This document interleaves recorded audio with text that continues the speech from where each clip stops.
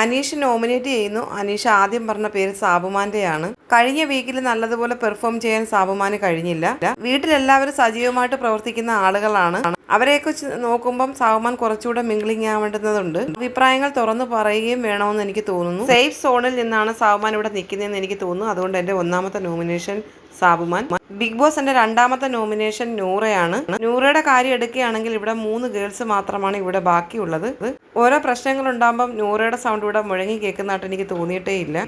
പലപ്പോഴും സേഫ് സോണിൽ നിന്നുകൊണ്ട് വെറുതെ ചിരിച്ചുകൊണ്ട് നടക്കുന്ന ഒരു വ്യക്തിത്വമായിട്ട് എനിക്ക് നൂറയെ തോന്നുന്നു. ഒരുപാട് പൊട്ടൻഷ്യലുകളുള്ള ഒരാളാണ് നൂറ. പക്ഷെ അതൊന്നും വിനിയോഗിക്കാത്ത ഒരാളായിട്ട് എനിക്ക് കഴിഞ്ഞ വീക്കുകളിൽ തോന്നിയിട്ടുണ്ട്. കഴിഞ്ഞ ആഴ്ചയിലൊക്കെ അത് പ്രകടമായിരുന്നു. അതുകൊണ്ട് എൻ്റെ second nomination Noora, first nomination Sabumon.